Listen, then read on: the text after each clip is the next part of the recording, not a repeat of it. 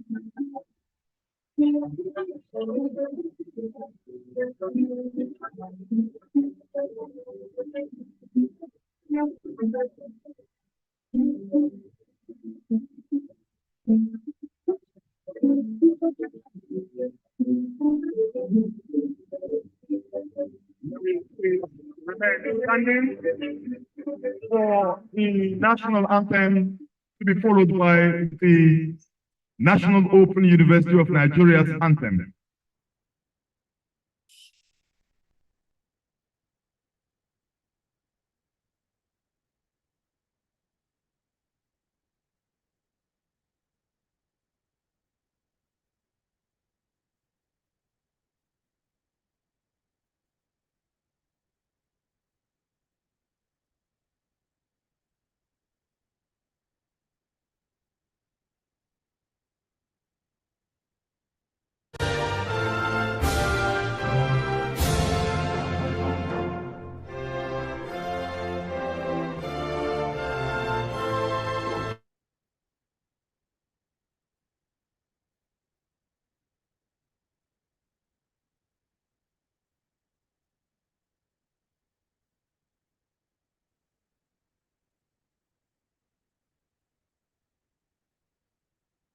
Noun anthem, please.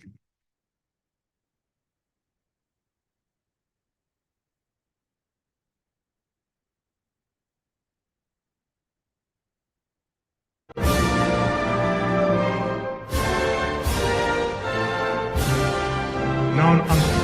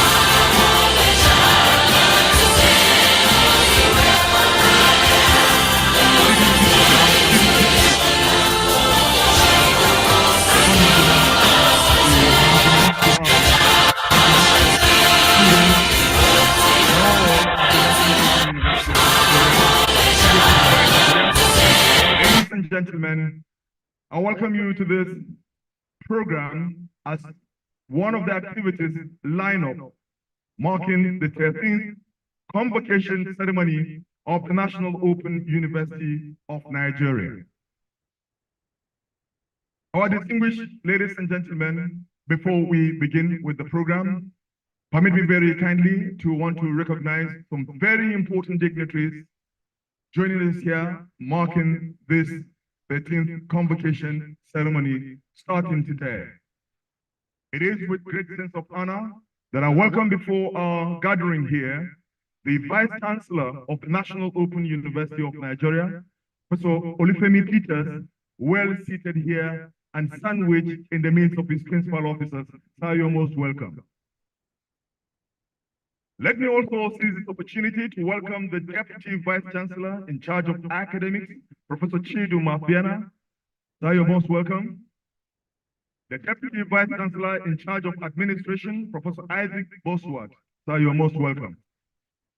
Let me also welcome the Deputy Vice Chancellor in charge of technology, innovation, and research, Professor Godwin Akpe. Sir, you're most welcome. The bursar, the registrar of the university, Mr. Oladipo Ajayi. Sir, you're most welcome. Malam Nasiru Marafa is the bursar of the university. I'd like to also welcome the librarian of the university, Dr. Angela Opala. Sir, you're most welcome. Our respected invited guest and the convocation lecturer who will be deconstructing the theme, is Western education still relevant for Africa? Permit me to recognize and welcome Professor Eliphas Bozo Bisanda. He is the Vice Chancellor of the Open University of Tanzania. Sir, you're most welcome. Let me also welcome at this very juncture the University Orator, Professor Christine Ofulwe. You're most welcome. It is with high sense of honor that I welcome the High Commissioner, United Republic of Tanzania, in our midst, Her Excellency Ambassador Judica Ngua, to this very occasion. Let me also welcome the Vice Chancellor of the Federal University Wukari, Professor Jude Rabo, joining us here. Sir, you're most welcome. Permit me to welcome the former Vice Chancellors of the National Open University of Nigeria, distinguished men of timber and caliber, who made sure that the foundation of this open university was built on a concrete ground for others to build upon. It is with great pleasure that I recognize Professor Olubemiro Jegede. I'd like to also recognize here present with us Professor Vincent Ado Tenebi. Sir, you're most welcome. Professor Abdallah Uba Adamu, the immediate past Vice Chancellor of the National Open University of Nigeria, is joining us virtually. You are most welcome, sir. Let me take this opportunity to recognize members of the University Senate, deans and directors, and of course, let me recognize especially Emeritus Professor Godwin Sogolo, who is here with us. Sir, you're most welcome. Visiting Vice Chancellors of other universities, registrars, and others who are joining us here. Let me especially recognize friends of the Vice Chancellors, too numerous of them to mention. They're representing different walks of life. They're here in support of one of their own who has successfully completed a complete academic cycle, and they're happy with them. The friends of the Vice Chancellor, they're joining us here for this wonderful ceremony. You're all welcome.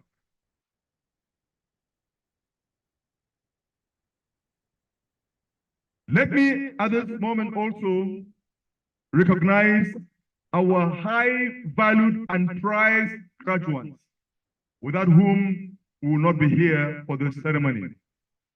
You're all welcome from all the 36 states of the Federation and those joining us virtually from abroad.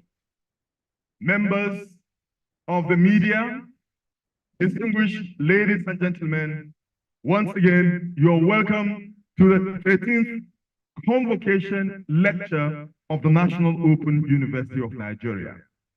As we begin to roll the dice at this very juncture, it is with a high sense of honor that I invite the Registrar of the University, Mr. Ladipo Ajayi, to kick-start the ritual of the 13th Convocation ceremony. Sir.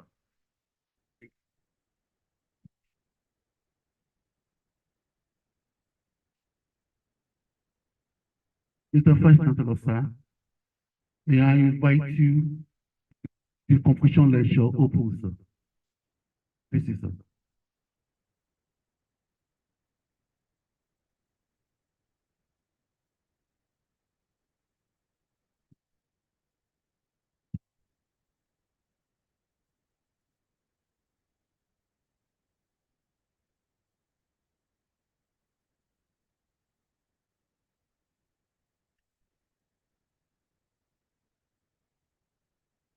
Distinguished guests here present. My pleasure to declare the 13th Convocation Lecture open.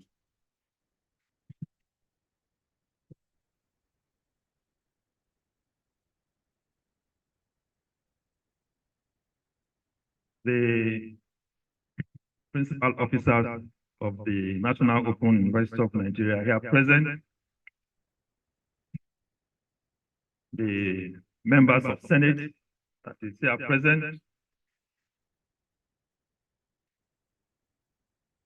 past Vice Chancellors of this great university, in the person of persons of Professor Olugbemiru Jagede, who is with us virtually, Professor Vincent Chenebe, who is here present, and the immediate past Vice Chancellor, Professor Abdallah Adamu, who is also listening to us virtually. The various Vice Chancellors here present representing other universities, our distinguished Convocation lecturer, Professor Elifas Tozo Kisanda, and also the Vice Chancellor of the Open University of Tanzania, our excellencies here present, especially the Acting Commissioner to Nigeria of the United Republic of Tanzania, our own distinguished emeritus professors, in the person of Professor Godwin Sogolo, my distinguished alumni of the National Open University of Nigeria, our invited and distinguished guests, friends of the Vice Chancellor here present, staff and students, ladies and gentlemen. It gives me great pleasure to welcome you to this August event, the first in the series of activities marking our 13th Convocation ceremony. It has become a practice in most citadels of learning, including even colleges, to institute a Convocation lecture. A Convocation lecture is a special academic event where a distinguished speaker addresses the audience on an occasion like this. In some culture, it is often given at the beginning of the academic year. In other traditions, it marks a graduation ceremony like ours. The lecturers are usually given a free hand, and they can cover topics as wide range of topics and that are intended to inspire, to educate, and to engage the audience. In university culture, the Convocation lecture is a formal ceremonial address and is typically delivered to a gathered audience of students, faculty, staff, and guests.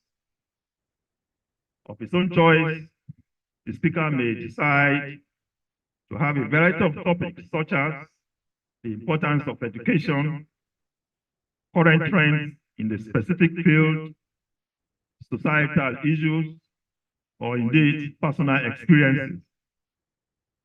The goal of the lecture is to motivate and provoke and inspire the audience. It's also to set us onto a critical thinking, and there is no better topic than the one that the convocation lecturer has provided us with today. His lecture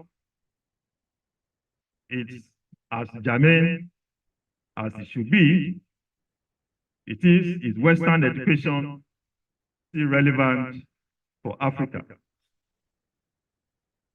We will be very glad as the convocation lecturer dissects this important theme for us here, perhaps to compare what obtains the globalized world, what obtains in the Republic of Tanzania, and perhaps in the country Nigeria. So it promises to be a very scintillating discussion, and can't wait to have it. It is therefore my great pleasure to invite standing Professor Eliphas Tozu-Pisanda, the Vice Chancellor of the National Open University of Nigeria, to the podium. It is therefore my great pleasure to invite it's in the blood, Professor. No wonder he didn't stand up.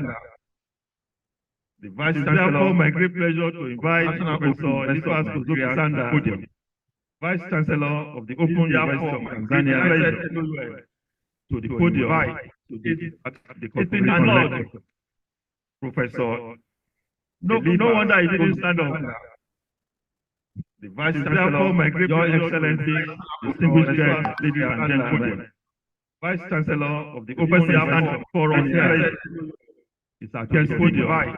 It's in the blood, Professor Eliphas. No wonder he didn't stand. Is a distinct figure in academia, being the Vice Chancellor of the Open University of Tanzania since June 2015. I'm older than him, he's my younger brother.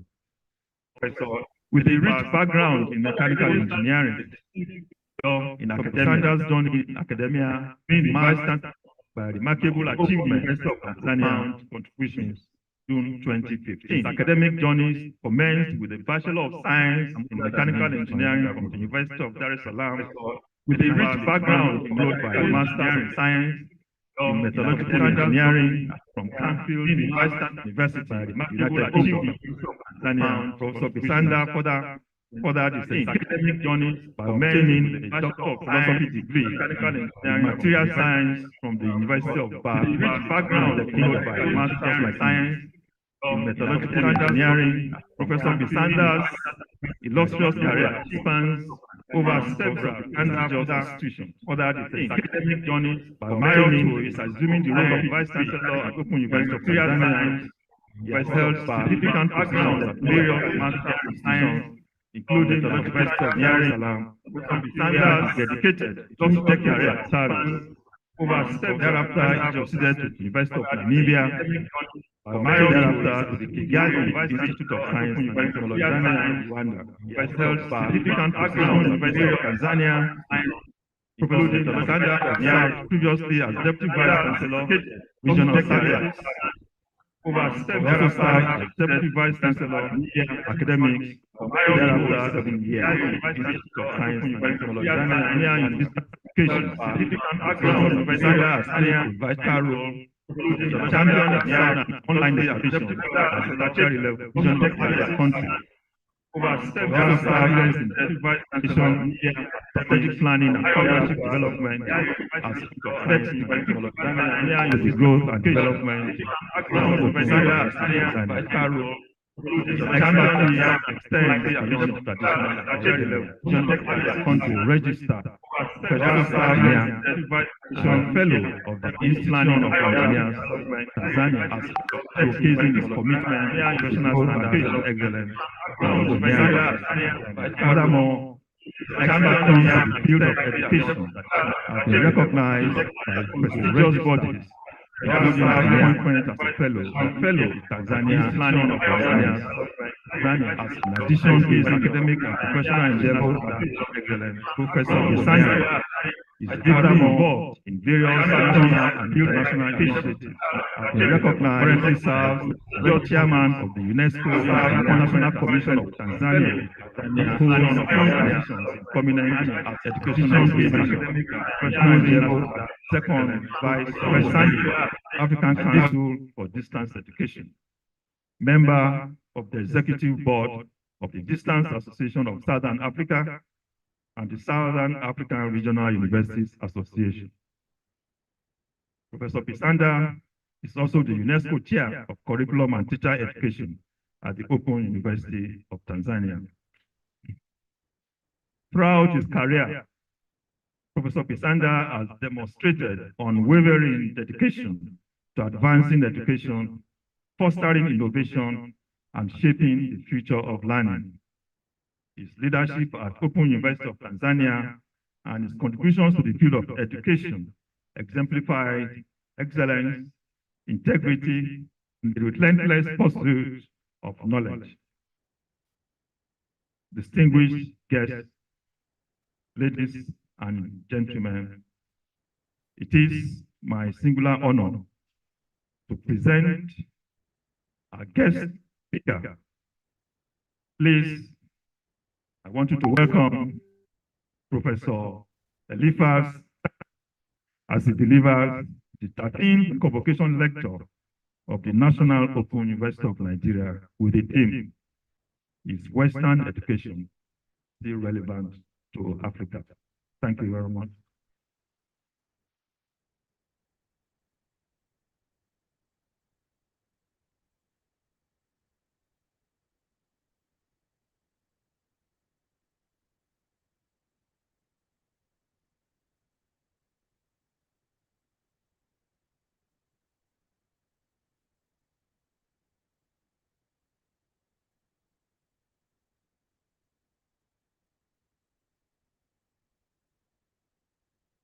Mr. Vice Chancellor, sir,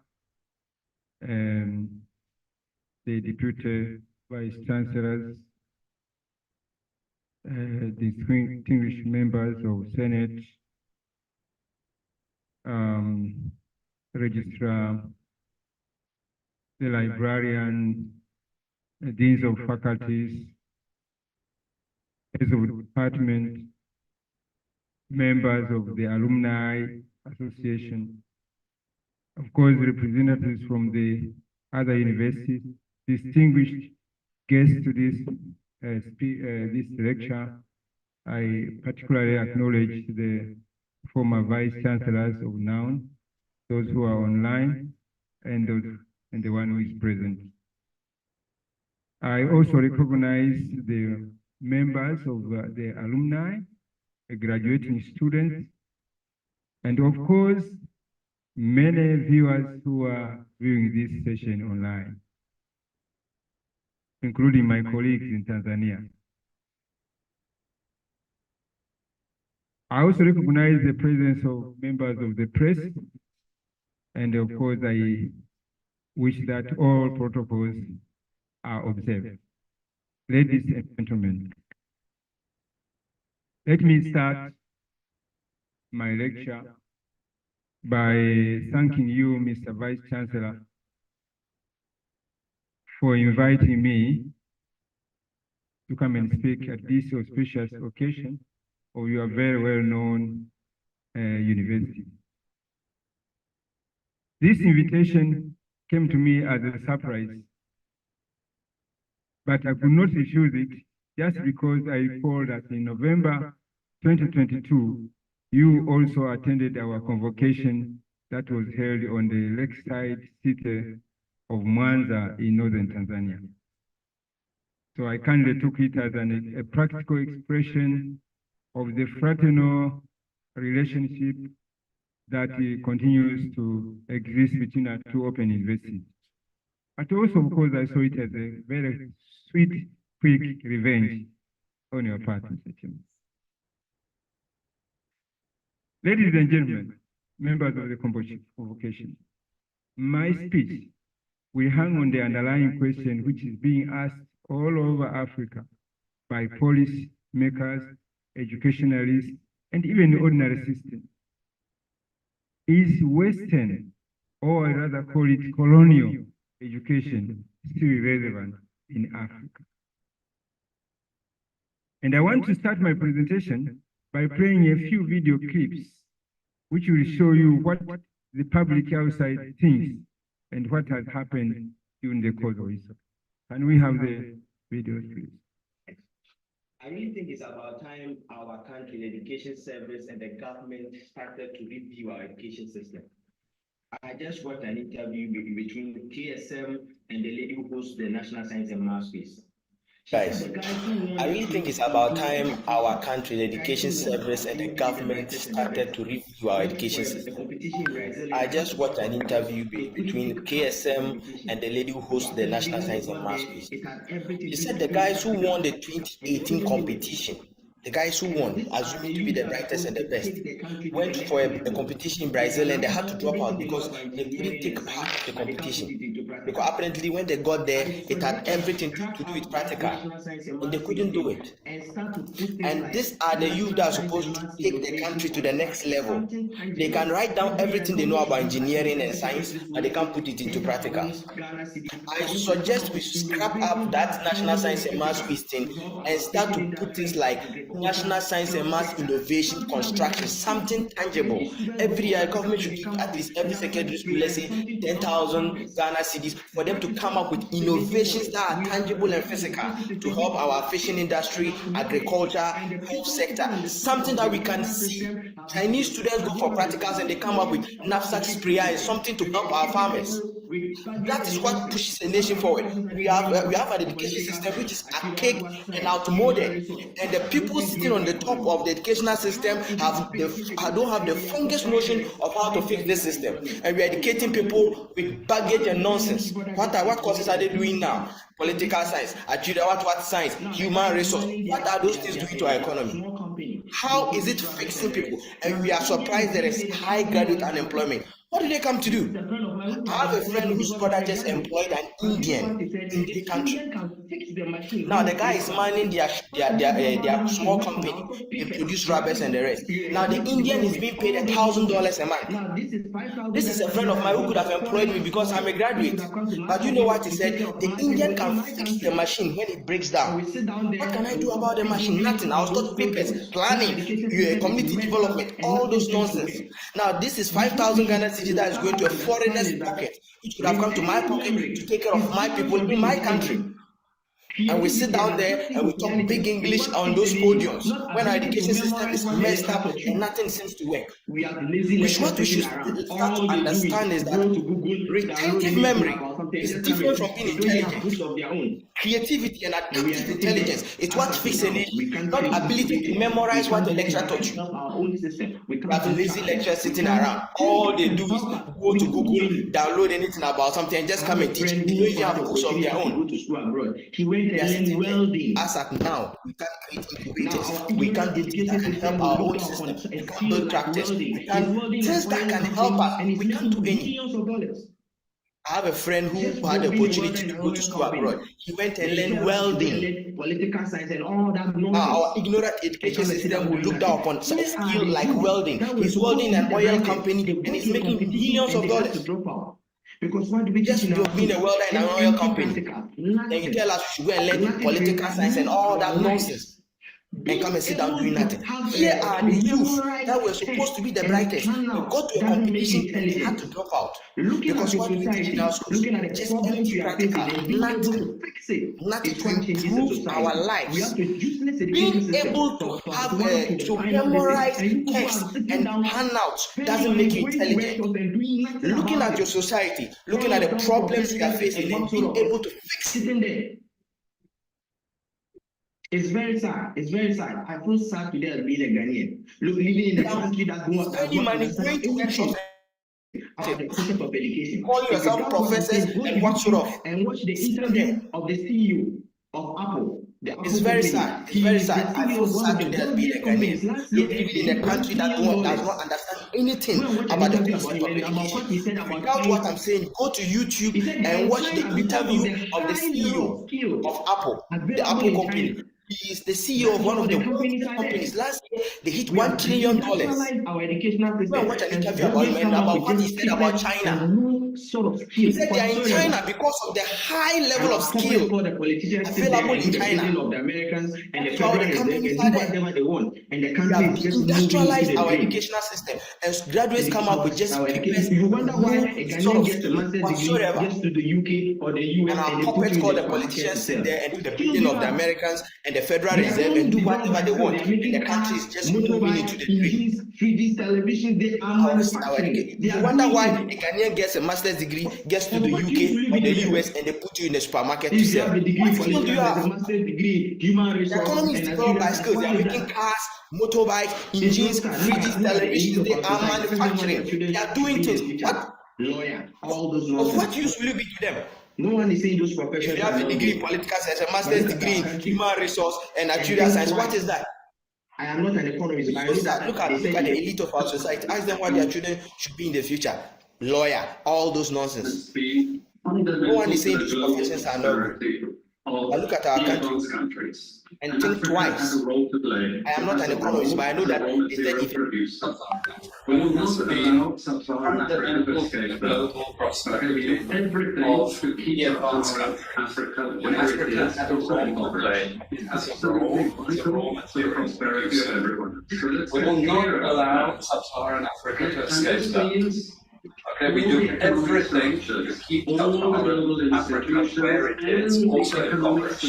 Absolutely vital to the prosperity of everyone. So let's get clear about that. And whether it is Europe or US or all the China, economic structure, it's always the same. all the global institutions, and the economics we teach everyone is all designed to keep Africa exactly where it is.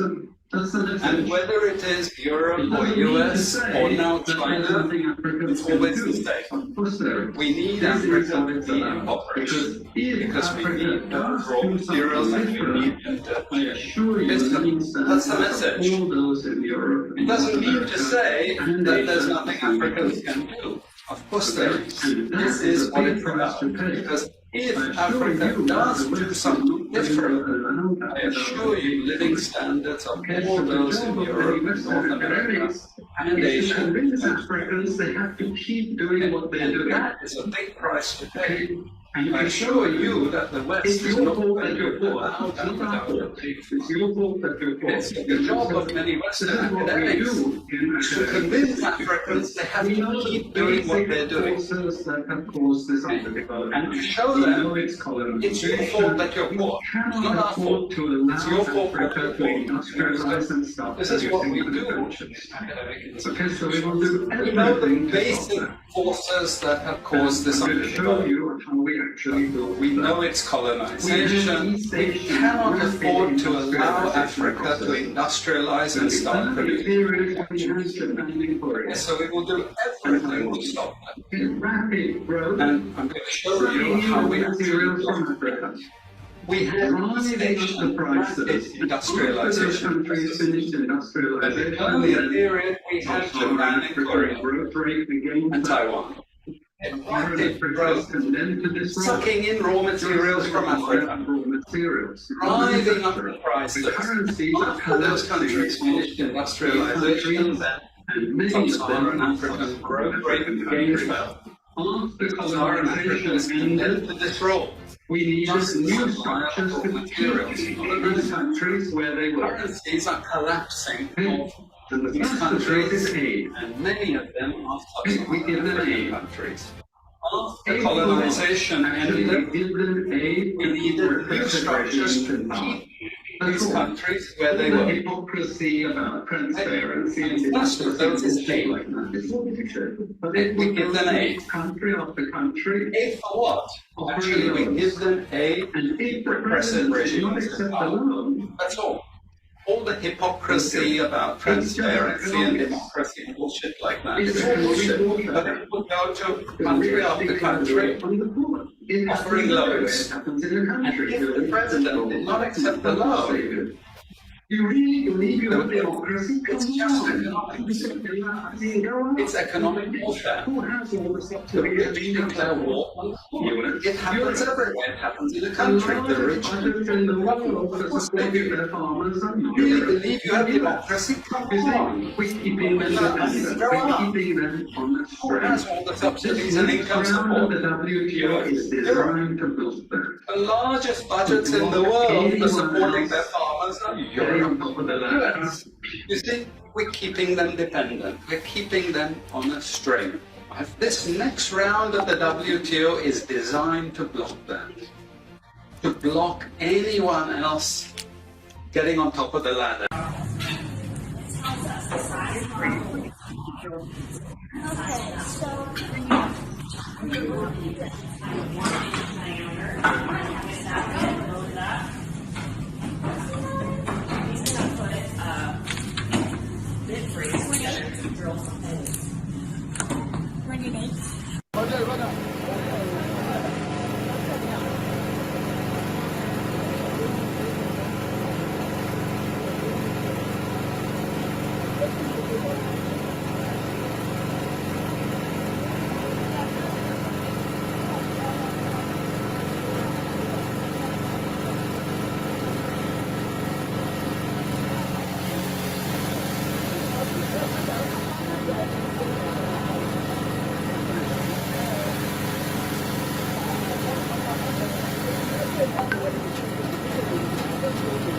Yeah, if I had wanted, I would just stop there and end the lecture.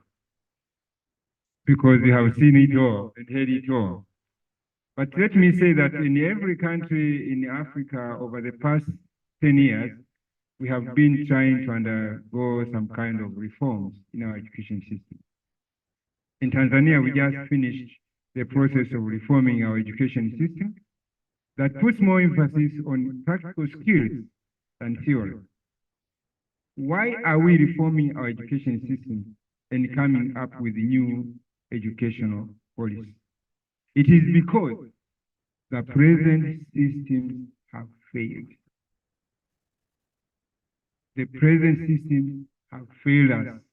They have failed us as that. But now we know the source and the cause. The West want to keep us down. They never allow us to industrialize. They will impose on us reforms that don't take us anywhere unless there comes a revolution in the education system.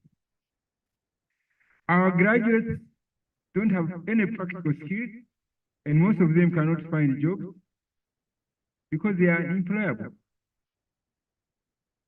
Either we have seen many universities churning out hundreds and thousands of graduates in non-practical professions for which there are no jobs. We have seen a very sudden migration of young people from rural areas to cities, going there to look for employment. And they are leaving their communities, their rural communities, to non-productive elderly people. Non-productive elderly people. Yet, many of the needed skills that our disconnected small growing industry need can only be supplied from China or India. So this lack of skilled labor is what has stalled the industrialization process. And as you heard the white man say, they will never allow us to industrialize. That means they will never allow us to have practical skills. Now, I want to go to reflect on the traditional African informal education, which none of us know maybe the very older, like my emeritus professor there, probably they know it.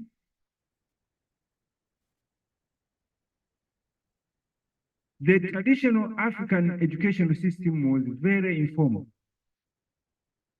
Knowledge and skills were being passed out from one generation to the next through parental storytelling and practical training on the job. The son of blacksmith would naturally also be a blacksmith.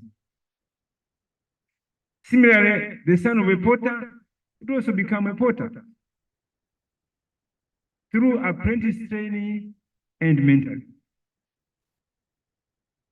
Another thing which the white people brought,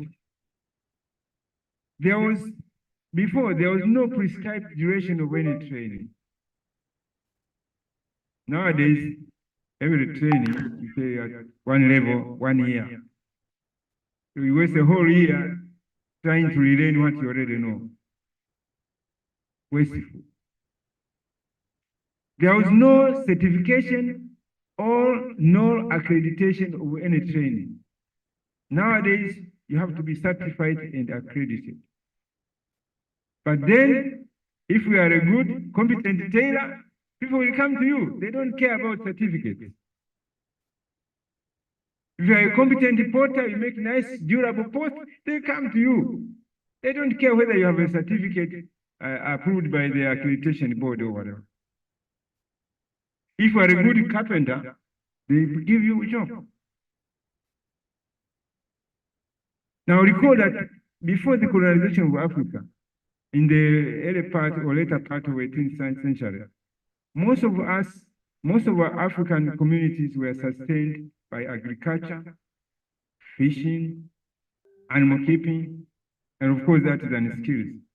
And in every community, they were experts in metal smelting. We could make our own hoes, and I call panga, machetes. We were making weaponry. Once visited the Kabaka headquarters in Kampala, and I saw a strange arsenal of weaponry that the Kabaka was using before the whites. They were woodcarvers, they were beekeepers, they were masons, stone masons. Now look around, whether you see any stone house around. Most of the stones are made of brick and mortar. Very few stone houses. We have lots of stones around. Our fathers could make canoes and boats for fishing and even for water transport. They could cross rivers, lakes, seas with their own African-made canoes. But when the colonials came here, they did everything they could to kill our indigenous skills. I'm told in Uganda, the colonials cut off the thumb of all blacksmiths, the thumb, because they use the thumb to pump wire in the furnace. So they cut you, they cut thumb. So no blacksmiths anymore in Uganda. You can't make spears, you can't make knives, you can't make anything. And today, more than 60 years after independence, if you check Uganda's industry, they can't make anything. No steel, no bronze, no brass. And if they made a bronze, it is full of blowholes. It's useless. And I believe it is the same story here in Nigeria. We are now not engaged in meaningful skills transfer from parents to children because even the parents don't have the skills. They have nothing to transfer. We graduated with a literature degree, even an engineering degree from the UK. What skills are there for us to transfer? I did engineering in Tanzania and Europe, but it's nothing. I have never been able to use it to transform my country's industry, to change the industry. And so we continue to import drugs from Europe and America. We continue to import vehicles. Initially it was Japan, and now it is China. And if you try to make a plane or a car here, initially people will laugh loudly. But the civil aviation will never allow you to fly your plane. Now I have a live example of a case in Tanzania where one young entrepreneur assembled and made a helicopter. He has never been allowed to fly it off. It's just an exhibition. You are afraid that when he flies, he will die. But what about the whites who discovered the plane? Didn't they die? Allow him to die. The one who comes later will improve on the mistake. But civil aviation says, no, you can't fly it. This one has to be certified. What? In those days when the people discovered planes, there were no regulators. It was your risk. And why did the white men came here anyway? They came here on risk again. And some of them died, like David Livingstone. They died. They were taken back home, but they died here. But thereafter, change came. You remember COVID-19? It has actually taught us a very important lesson. Many people died in Asia, in Africa, in Asia, in Europe, and America. And they were hoping that this COVID would destroy all the Africans. In fact, they were saying there will be so many bodies in our streets that will not be able even to bury them. But you know, the local herbalists came out with concoctions out of ginger, onions, garlic, name it, whatever they put herbs, and this killed the virus.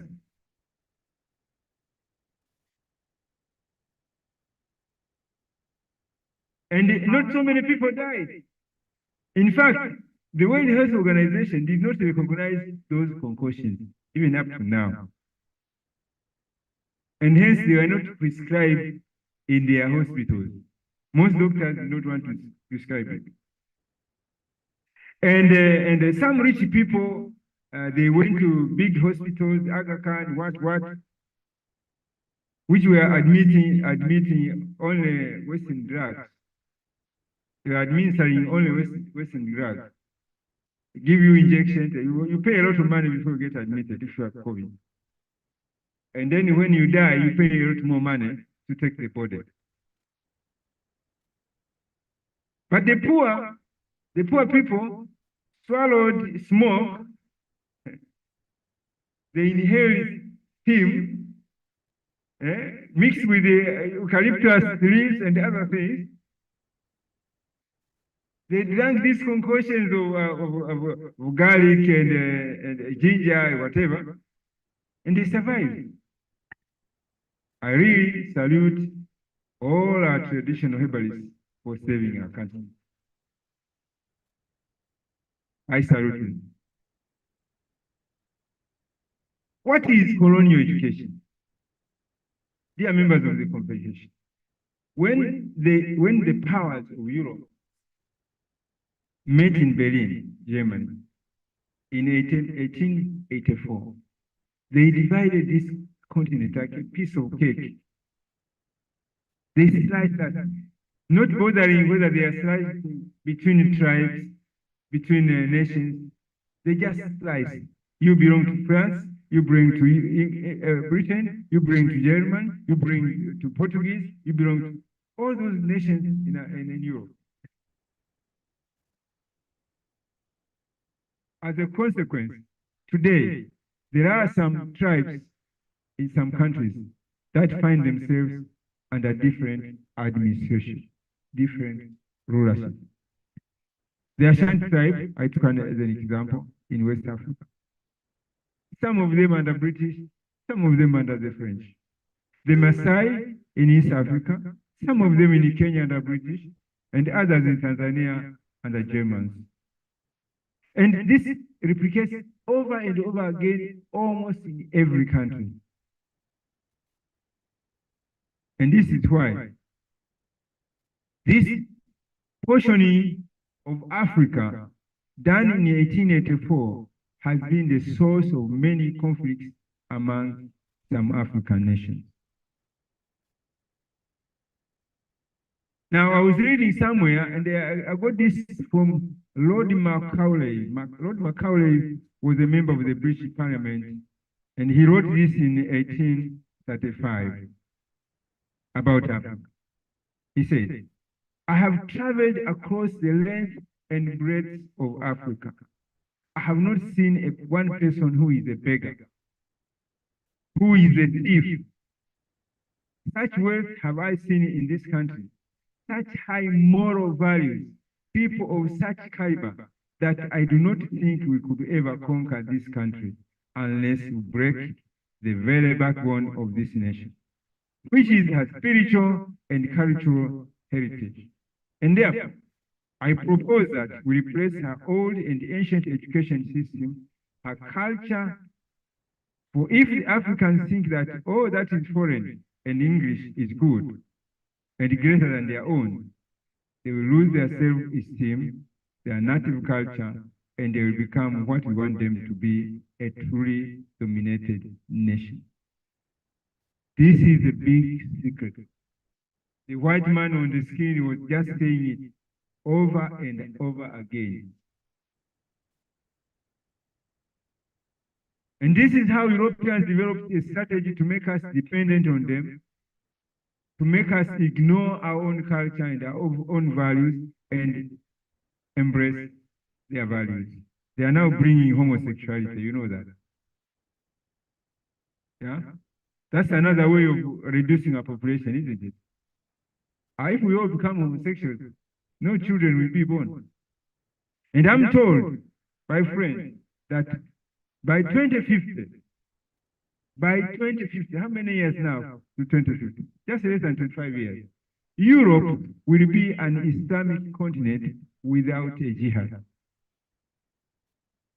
Europe will be an Islamic continent without what?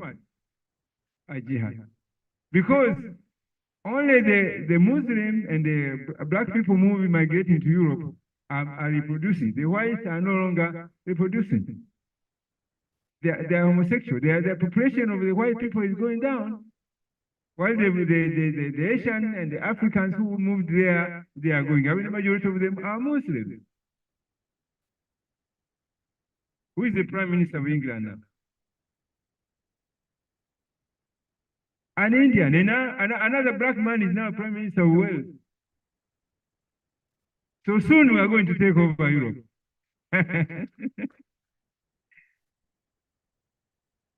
Dear members of the Convocation, in order for the white rule to dominate and engage us as they wish, they actually needed to use local people. So they brought to us some form of education, which is the school system that they imposed on us. And sometimes we were being forcibly taken to school. In 1961, when I was there 5 years, and this is aside from my script, I like stories. My cousin, my female cousin, was caught by the head teacher of a nearby school and forcibly taken to the school. Now, when the father came back from work, from wherever he was, and found that the daughter had been taken to school, he took the boy who had gone to head some cattle and went and exchanged him. Say, please, you can keep this boy, but this girl, please, I take her back. And the school accepted. So the girl was returned home, and up to now, she's illiterate. The boy was educated to grade 7 and is now a pastor of some church these days. So we were given an education.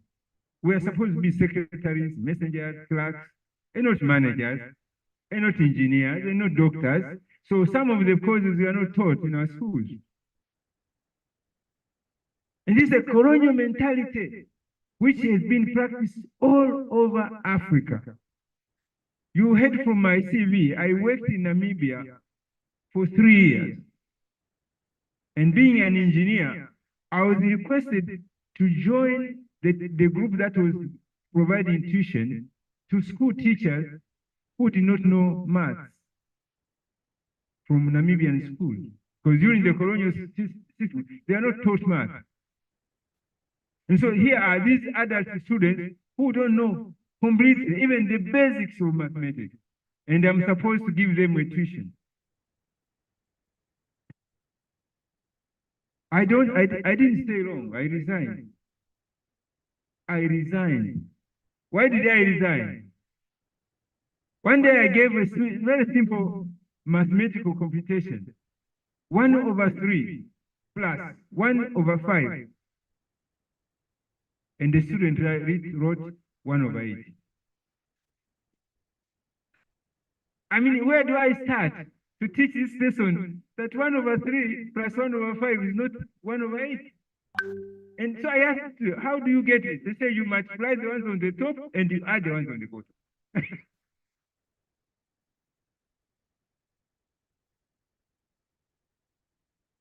So we have been denied.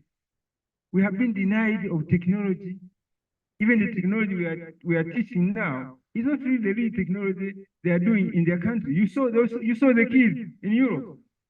They are carpenters. At that age, here, you don't learn carpentry until you have grown some beard.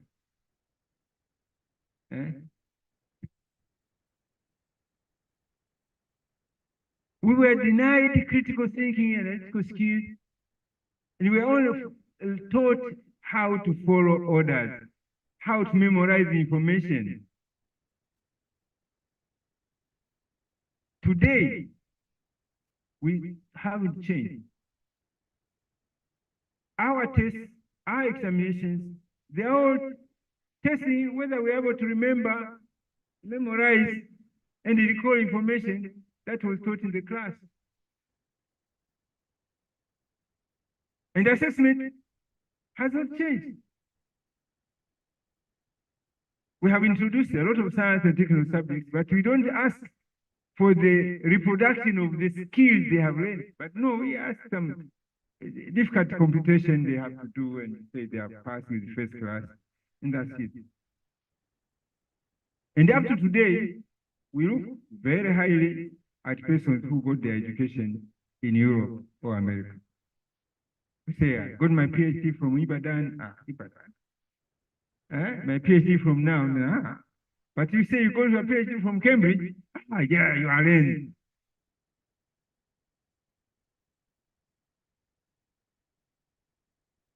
Of course, I commend our government for trying hard to make many more people educated. That is a plus for the government. The massification of primary, secondary, and tertiary education has been incredible, and it actually has overwhelmed the government. Because now, in my country, students would like to get into university, but get a university loan for their education. Can't afford it. It's expensive. So the government has spent a lot of money to pay for the scholarship for student loans. Sure. Even though our tertiary enrollment is very low compared to other countries. Those school leavers and university graduates who come out, most of them have no skills, and therefore no industry can hire them. And as I said earlier, we're still looking for skilled workforce from India and China to come and work in our industry. On the other hand, we have a growing a growing number of unemployed graduates in our community. And I say this is a time bomb, like that young man was speaking, that young man from Ghana. That is a time bomb waiting to explode one of these days.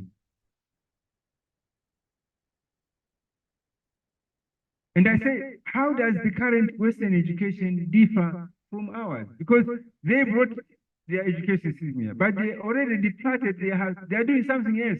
And we see continuing the old way. 3 years ago, one parent came to me seeking for help.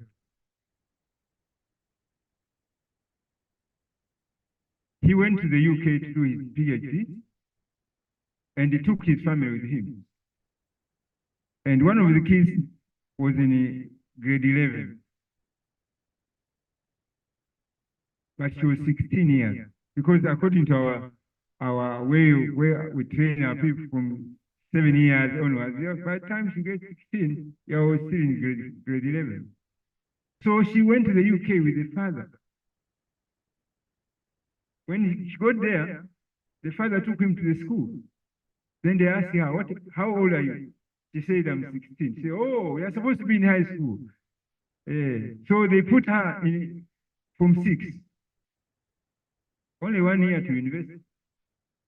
So the student had to work very hard, but she eventually passed and he was able to join a university in the UK. And she finished her bachelor degree. His father was struggling with the PhD. And she finished her master's. Then the father also graduated. They returned to Tanzania. Now in Tanzania, if we have a foreign qualification, it has to be verified, certified by the Tanzania Commission for University. I hope it is the same here. So she took her degrees to the commission. But the officer there said, hey, show me your Form 4 certificate. She said, I don't have a Form 4 certificate. So if we don't have a Form 4 certificate, we don't recognize all your papers. So that's when the parent called me.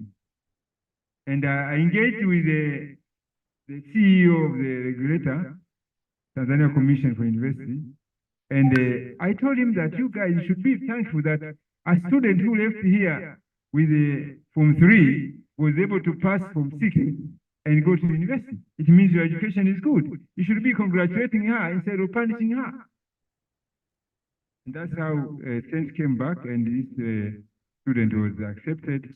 Her awards were accepted. She's now working in Tanzania. As you saw in the clip, Western countries, including China, Korea, Japan, they start skill training at a very early age. Very early. And you know, when you look at the priest who used to come to our country, he comes in as a priest, but he's a doctor, he's an engineer, he's everything. He fixes the generators, he repairs the car.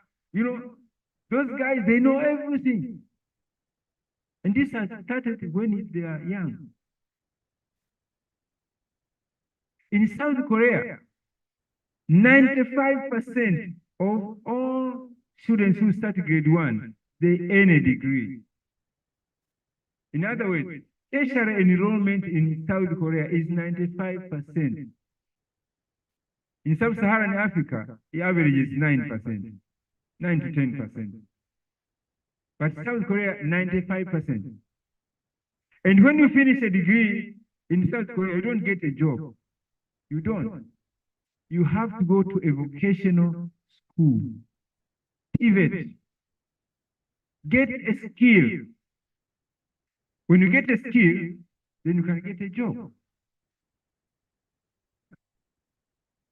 I always give an example. I went there in 2016, and we visited one technical school, and I saw some young people doing underwater welding. Welding, joining metals underwater. I know you are familiar with it because you have oil and gas in this country and in the sea, offshore technology. And when they came out, I followed one of them. I say, guy, what's the qualification to do this training? He told me, I have a master's in mechanical engineering. I'm learning welding. When I finish, I'm going to be welding. Rigs, oil rigs, ships, anything that is underwater. That's how the education system is framed. What about our graduates?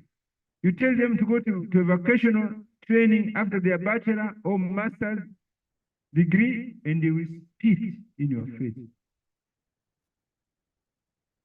What do you think of me? We only boast of our degrees.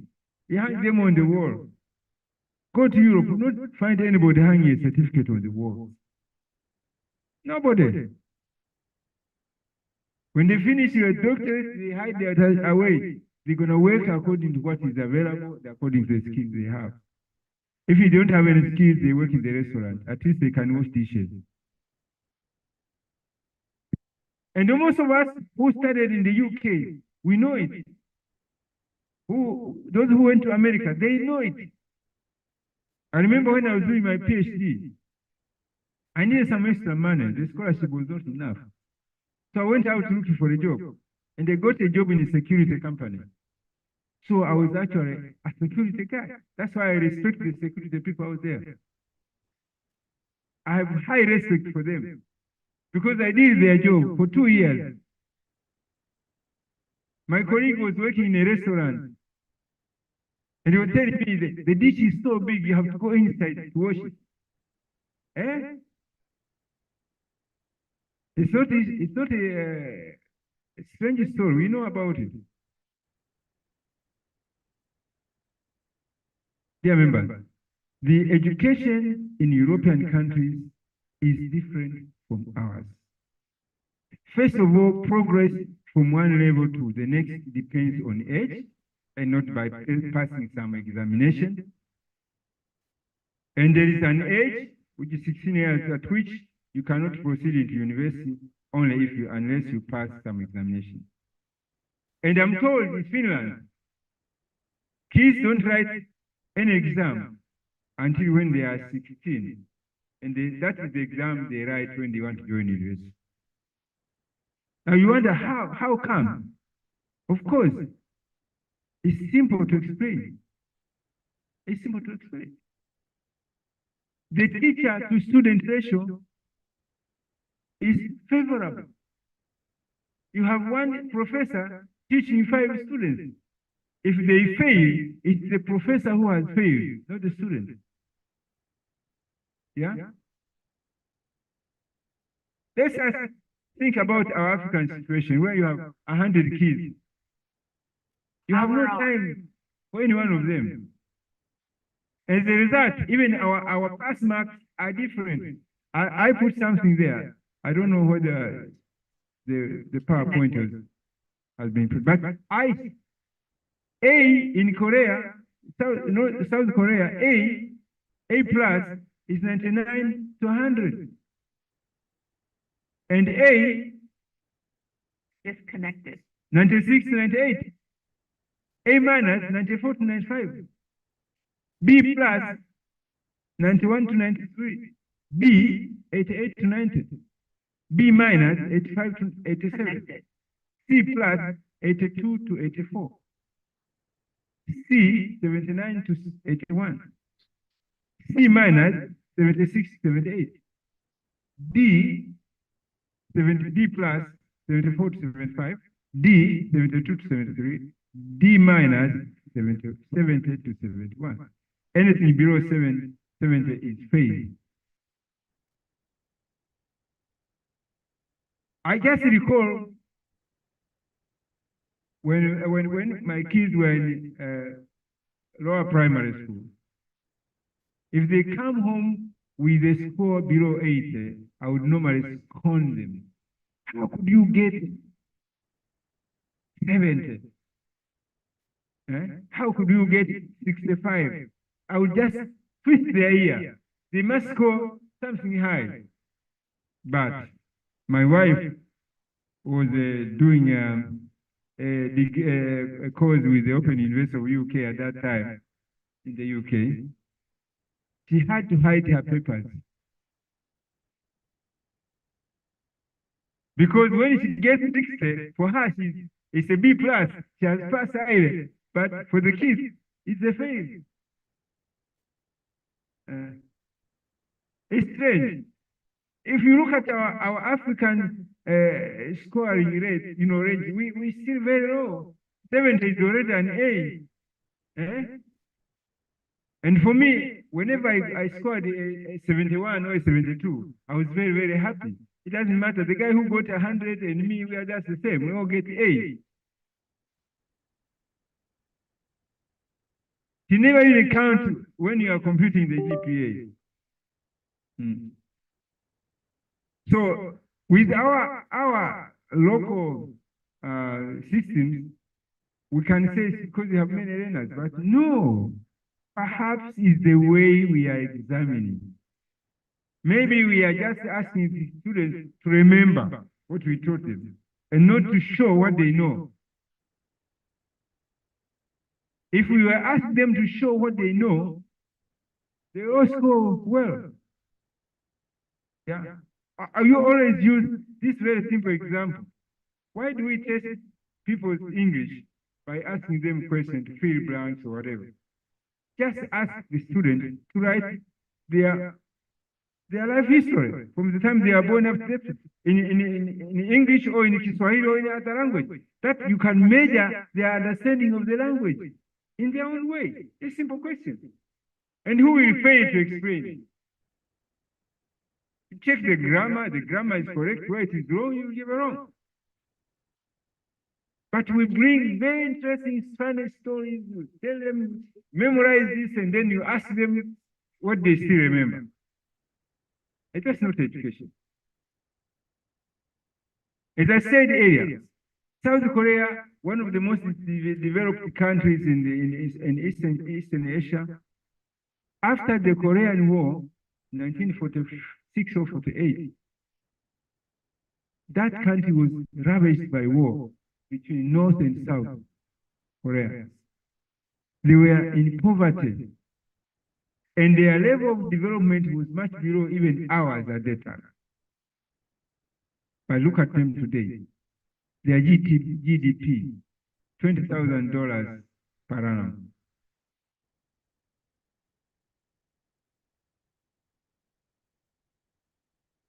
With respect to education, the best education you can see around.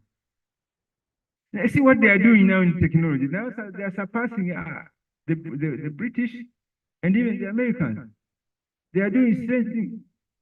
I went to Korea 4 times, and I never climbed a hill on any road. Everywhere where there is a hill, they drill a tunnel. So there are so many tunnels. You're just always, going flat, whether you are by bus or by train. No hills.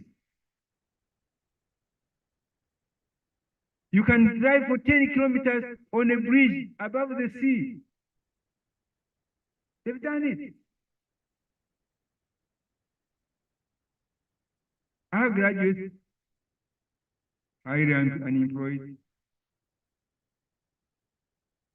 no skills, and as I said, those graduates of ours look down at artisan and technical skills, and even us, we look them down. And I recall some years back when Magufuli took power in Tanzania, they ordered all the drivers who don't have Form 4 certificate to be removed from public employment. And I always queried, what has driving of a car got to do with the grade in the class? A grade 7 and a grade 12 and a graduate, if they are driving, can you gauge their driving skills because of their qualification, academic qualification? No. No. So what reforms must we make? What reforms must we make now? Most African countries are carrying out these reforms in the system. As I said, in Tanzania, we just finished the reforms. But we are concerned in improving skills training in schools, skills training in schools, and encouraging internship to give school leavers some practical experience. We did reform in Tanzania. We have now changed the system from 7 years of primary education and 6 years of secondary education and 3 or 4 years of university education. We're now going to 2 years early education. We didn't have early education. It was there in private schools, but not in public schools. And then 6 years of primary school instead of 7. I'm very happy about this. 7 years of primary education and 6 years of primary. I'm very happy about it. There are kids who can do the primary education even in 4 years. My daughter, my youngest daughter, was able to read the Bible, the English version of the Revised Standard Version Bible, at 3 years. 3 years she was reading the Bible in church. So what is she left to do? Then you put her in grade 1 and 2 where they are learning how to read and write. It's a waste of time. Right now she's in medical school. But I thought she'd been delayed. She's now, I think she was 20 last week. Last week she was 20. She's first year in medical school. She should have been there at 16 or even earlier. I think you have heard many times about a graduate from a school of physics or mathematics in the UK who is 11 years old. You have heard that. An 11-year-old becoming a graduate in my country, Tanzania, is impossible. Because by then you are still in grade 4.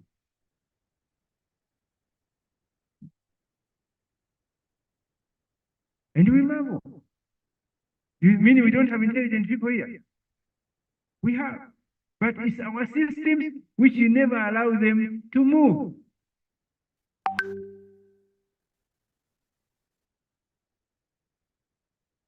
Education currently is measured in terms of years in school and not competence. Whereas sometimes I tell people that education is like a marathon race. You can all start together. And especially this online and distance education we are doing here. I think everybody should be emulating this one. You can learn at your own pace. If you are fast, you arrive there first. If you are slow, you get there late, but you will arrive. It's a marathon race. We don't have to start together and finish together like people traveling in a bus.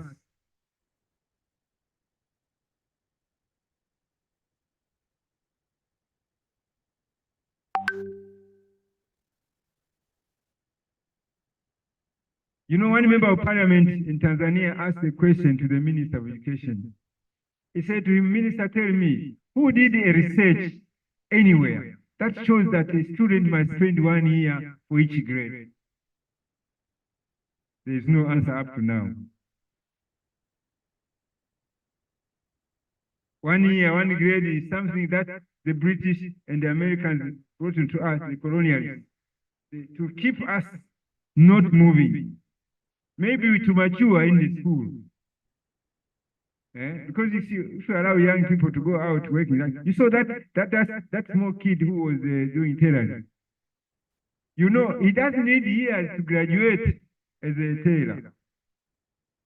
It could be 2 months, 3 months, 7 months, but once he finishes his knowledgeable tailor, you get work. People will bring him jobs. He doesn't need any further training. We will bring a new technology, then he learns a new technology, how to use it to do tailoring. That's all he needs. But we are keeping our kids in school for 16 to 18 years. And then when they finish, we send them back home where they are useless. the parents now are poorer than before because they spend their fortune to pay for the education.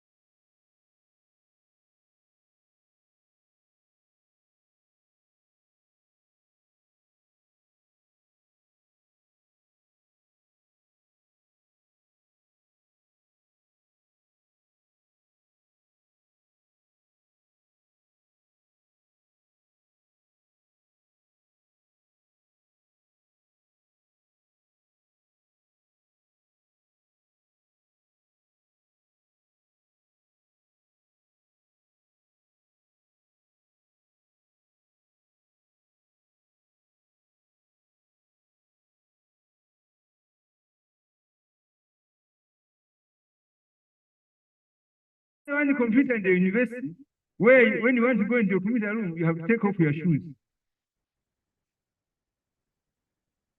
And we are feeding it with the punch cards, punch cards, and you feed. If you have one card, disappears, then your program fails, and you go to start all over again.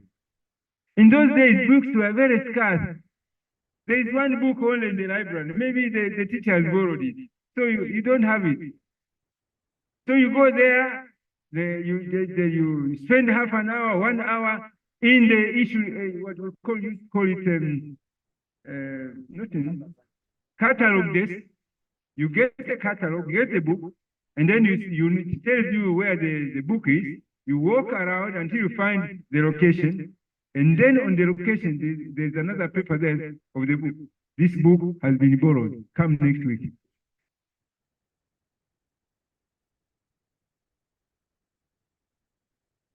In engineering, we are supposed to draw.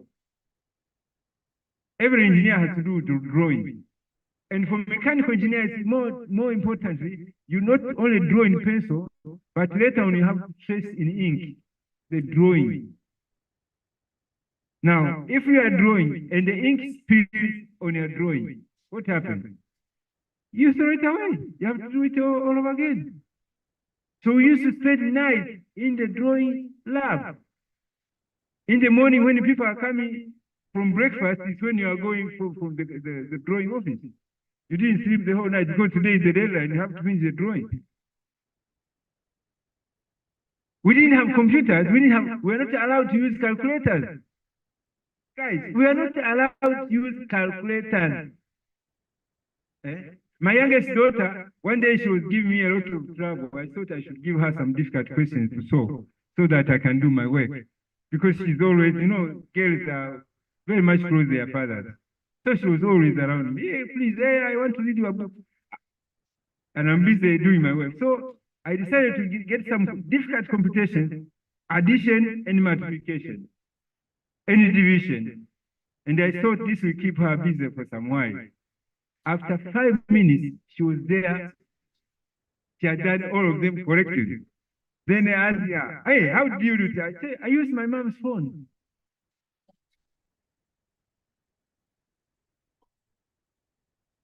She used the mom's phone to do the computation. In my time, we were using these slide rules to do difficult computations.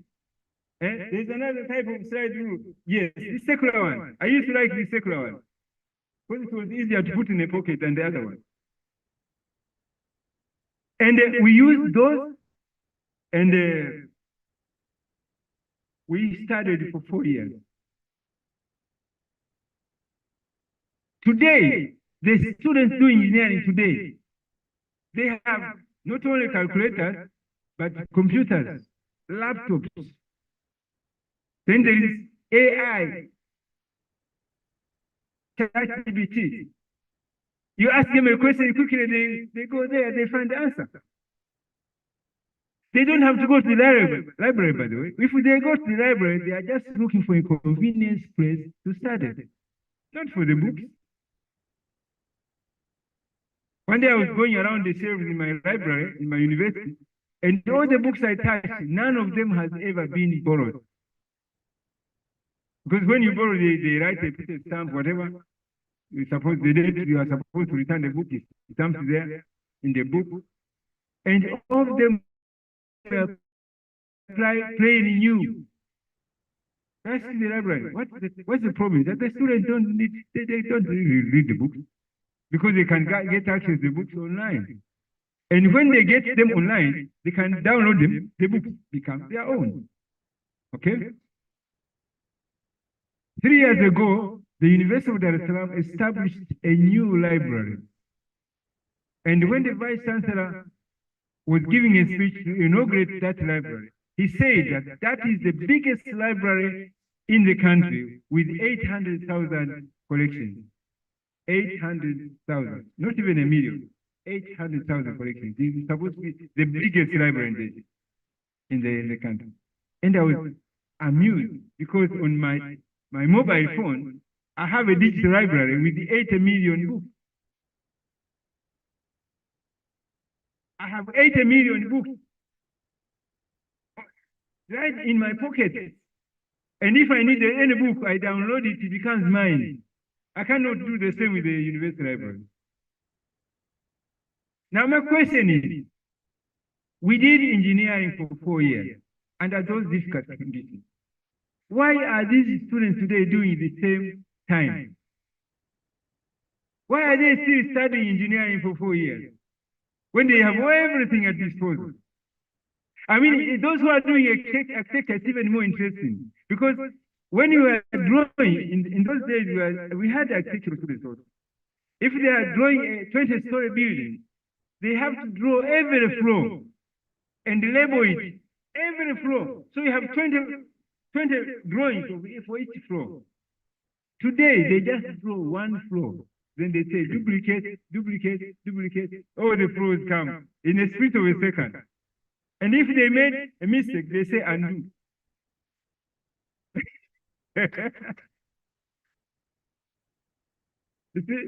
And those who are drawing symmetrical drawings, like this, if it was symmetrical, you find a line of symmetry, and then you draw only half of it, and then you put a command called mirror. The mirror, the other half comes, and you are done. Again, if there was an error, you say undo, or redo, whatever you do.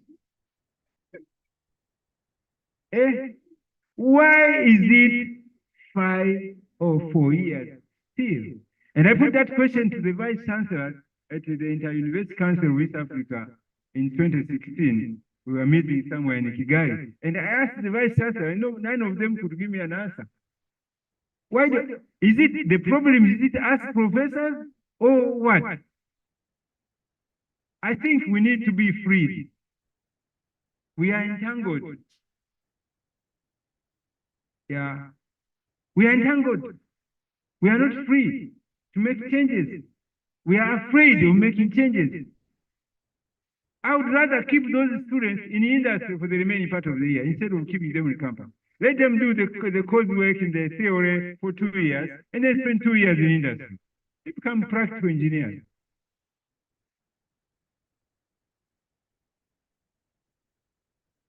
It's the same thing with medicine. It's the same. They should spend more time with the patient, more time in the ward to see the problem, learn from there.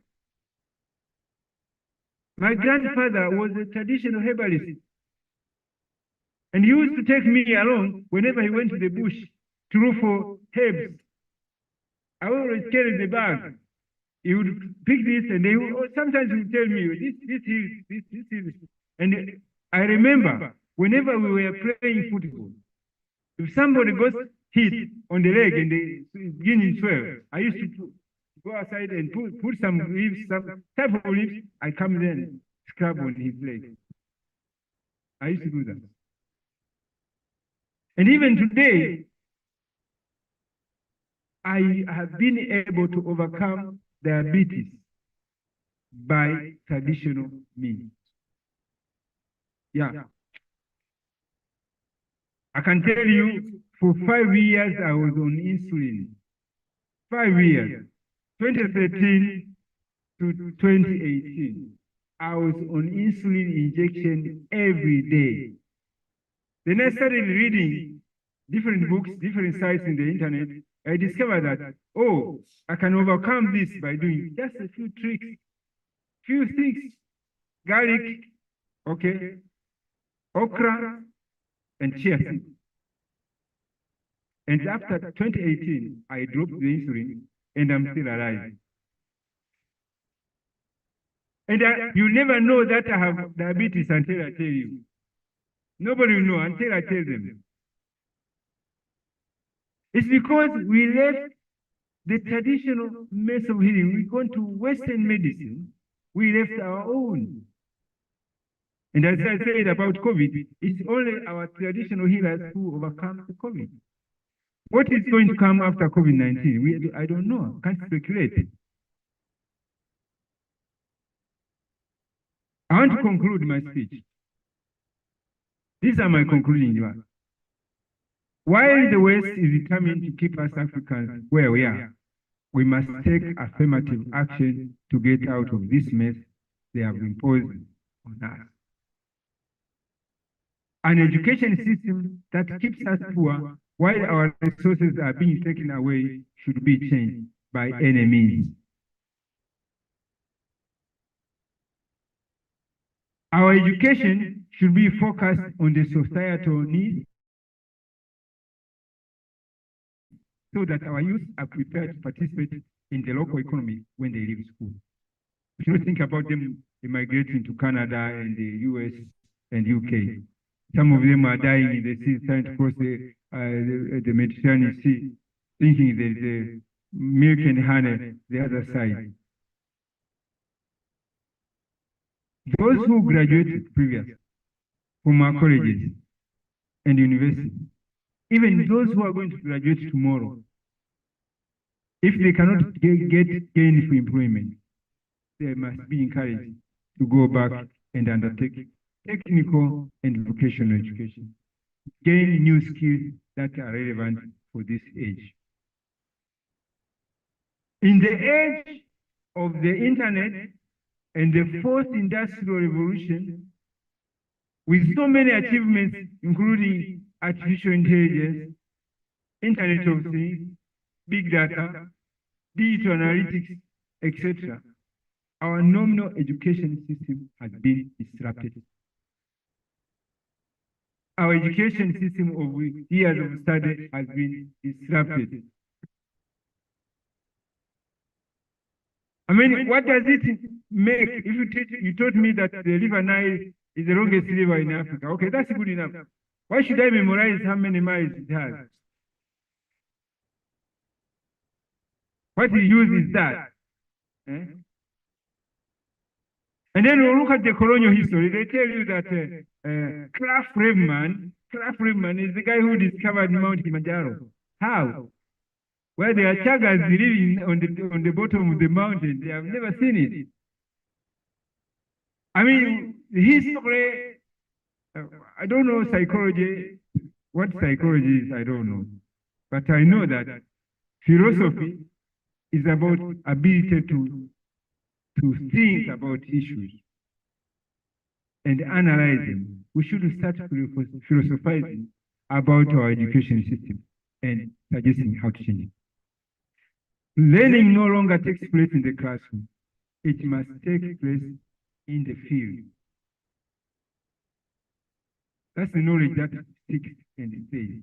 We must ensure that our children spend more time on the field than in the classroom. But also the way we examine our students must change. We should not try to find out how much of what they learned they can remember, but test on how they can apply the knowledge that they have acquired. I can see a future where all examinations will be oral or written open examination, open book. Why keep the books away, the computer and the internet? No, allow me to use AI, but ask me a practical question that I can use that information to solve the problem. Why should I memorize the density of steel? Why I can just read read a book, in a handbook, and I know the density of steel, it's there. I use it to my computation instead of requiring me to remember it. How many metals are there? How many can I remember?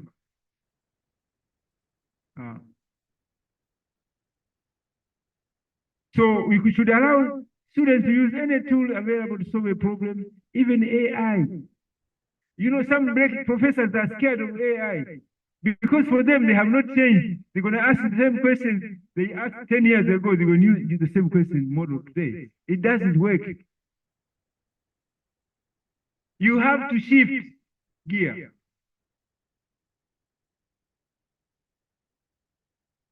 You ask to describe, define. Why? I put in AI, it describes for me. So I have an answer. But the application, it's the application that matters. And I think open book examination should be encouraged, but also oral examination.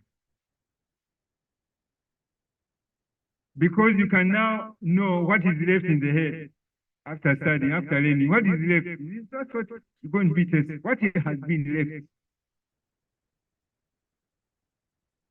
And you should be able to answer the same 10 years after the exam. Because most of the students, they remember things. As soon as they finish the paper, everything disappears. You ask them the same exam, they fail. Those who have good communication skills, those who have good practical skills, as well as analytical skills, are what employers now need. Employers need communication skills, practical skills, analytical skills, problem-solving skills. In the future, getting a job will be based on the graduate's ability to tell the employer what they can contribute to the organization, rather than showing their degree certificate. It's already happening in the US. If you go to Microsoft or you go to Google looking for a job, they just simply ask you, what can you do for us, brother? And if you cannot explain what you can do for them, you don't have a job. Dear members of the convocation, I wish to thank you for having taken time to listen to me, but I wish now to congratulate all the candidates who have qualified for various awards in the graduation ceremony to be held tomorrow. But also, I want to tell them that they have worked hard to attain those qualifications, which they are going to be certified. They should do justice to the qualification by showing practical understanding of what they have learned. With those few words, I congratulate them again and thank NOUN for allowing me to deliver this lecture here, and all the audience who have been able to listen to me from everywhere. I thank you. I thank you again.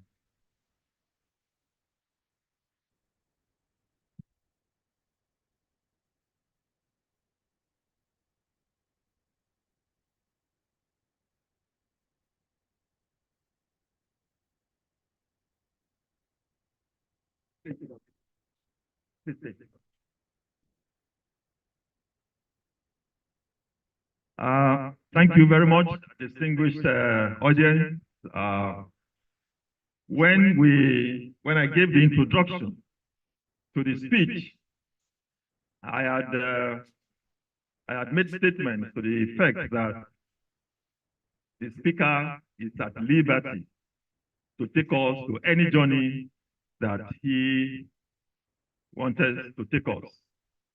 And that's what he has done. Please give him a round of applause.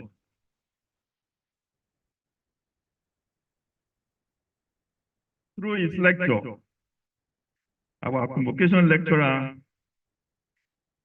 has taken us in a journey that inspired us, that has motivated the audience. I could see many clappings during the time. And above all, it has provoked critical thinking and has set the tone for future discourse, not just in Nigeria here, but also in Africa. And I'm quite glad that this program is being streamed online to many of his colleagues and government functionaries in Tanzania. Now, I have a number of takes here. The first take I have is I will want to go back to the conclusion that the guest lecturer spoke about, the three conclusions that he gave. Three conclusions that he gave. He says that the right education is that which will give employment to every youth. And the emphasis here is skill acquisition. Diversification of skill acquisition will give employment to everyone. I'm also a storyteller, like him, and I learned it from Professor Vincent Adotenebe, who is the master storyteller in our repertoire. But this is a true story, because one of the things I said as I was introducing the guest lecturer was that he was going to bring about his personal experiences, which he did many times. I also had one very recently. I went for a conference in England. It was very snowy last year. And I was coming back. I needed to see some of my family members. And I called them where they were. They said they were in an hotel. And I asked, why were you in an hotel? And he said, because their house flooded. So they had to. I said, yes, your house flooded, but why would you have to go to the hotel? And they said, it's only for 2 nights, Daddy. So I said, okay, meet me at the house. Let me see the damage. When I got to the house, I saw a Mercedes-Benz. And my family member don't own a Mercedes-Benz. But I saw a Mercedes-Benz parked in front of their house. And I asked, who owns this Mercedes-Benz? And I was told, he's the plumber. And they told me that for every hour he spent in that house, they were giving him 500 pounds.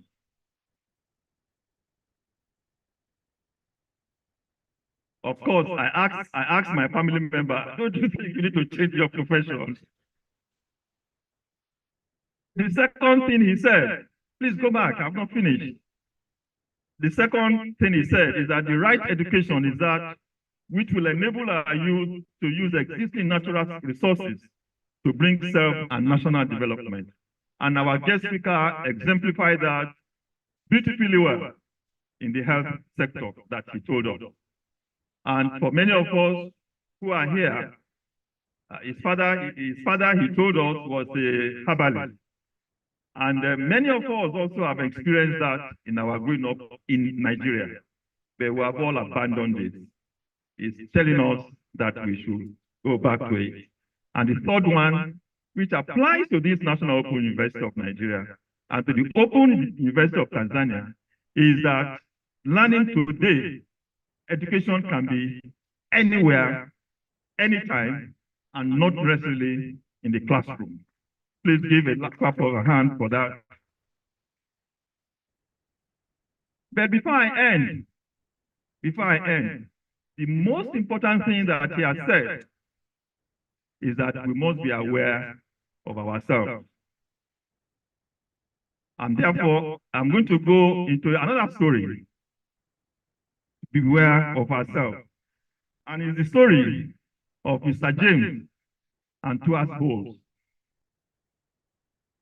Pardon my language. The story is about Mr. James and two assholes. Mr. James had two very bosom friends. But Mr. James died in a fire accident, and his body was pretty burned. So the morgue attendant sent for the two friends, John and Jerry, because the three men had always done everything together. It was John that came first.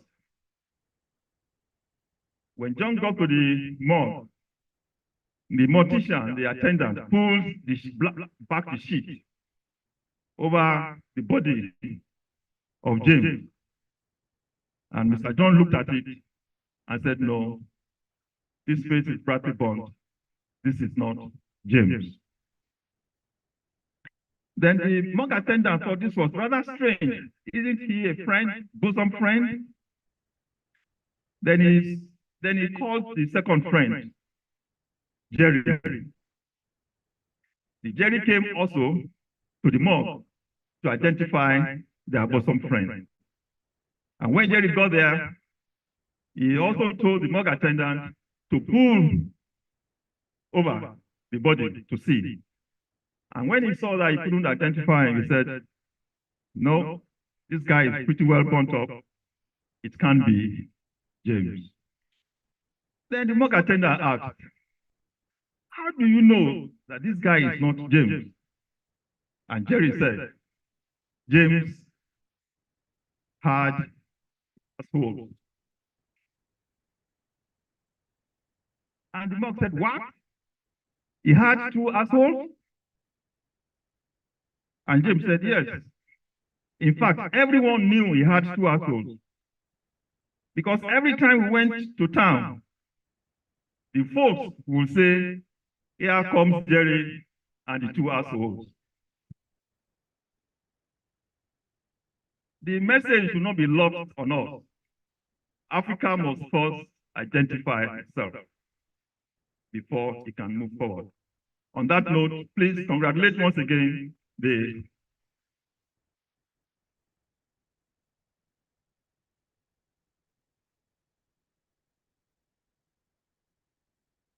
It's now my pleasure, as we do traditionally, to present the plaque of the National Open University of Nigeria to our convocation lecturer, Professor Eliphas Tozo Bisanda, the Vice Chancellor of the Open University of Tanzania.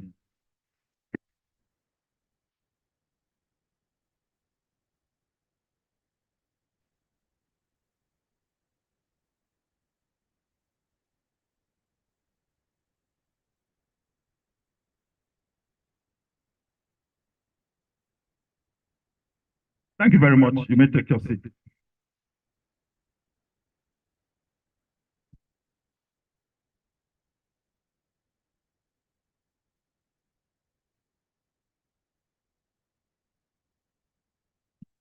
Vice Chancellor, sir, may I invite you to declare the 13th convocation lecture closed? Please, sir.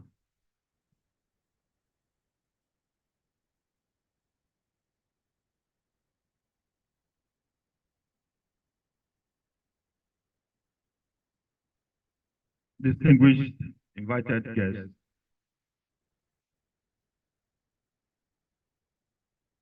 the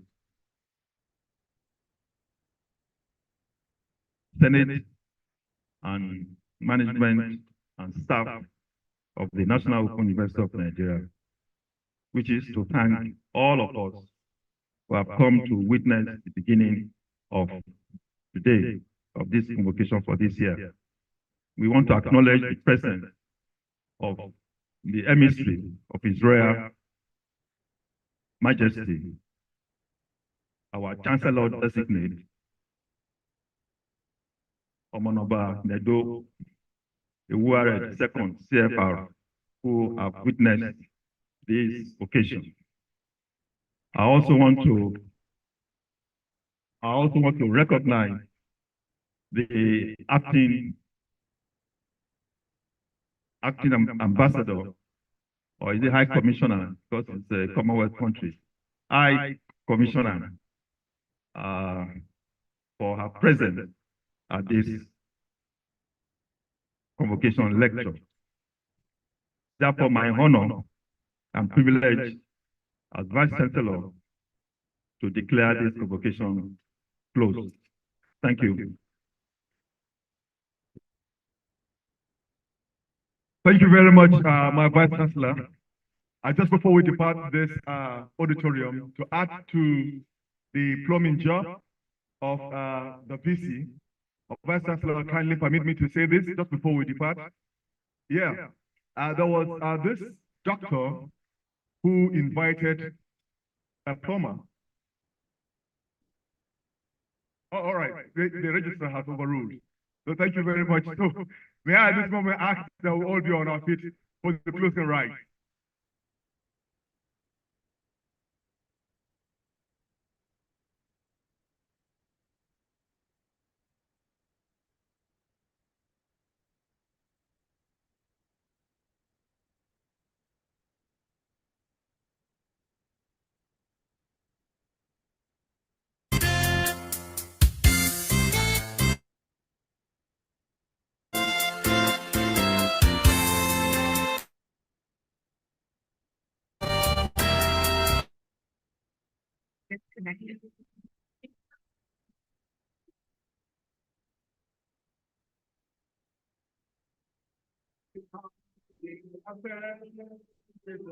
And enhance quality education according to social justice, equality, and national cohesion. Come to NOUN for quality, cost-effective, and flexible learning that adds lifelong value for all who yearn for quality education and for all who seek.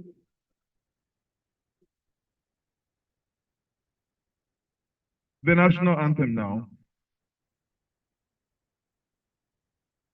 Sleeve in a reverse folder.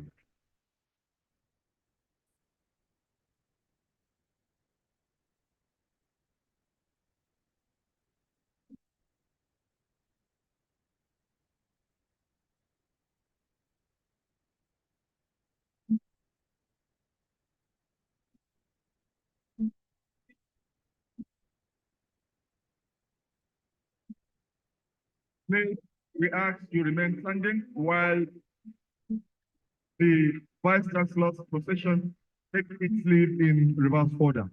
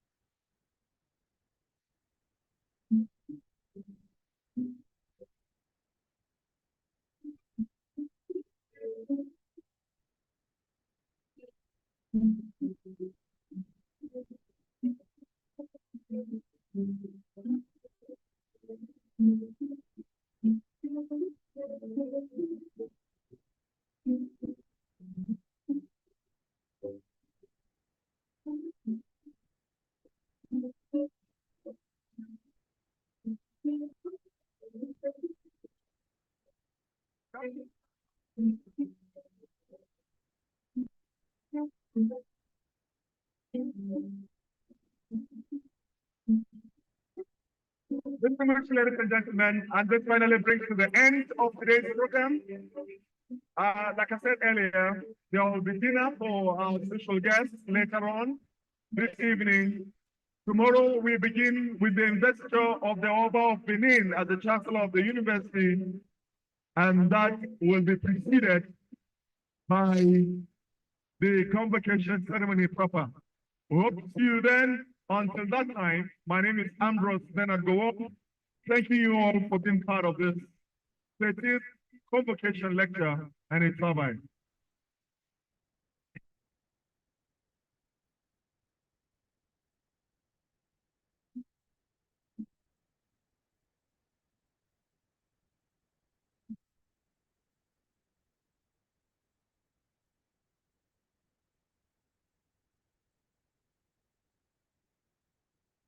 Disconnected.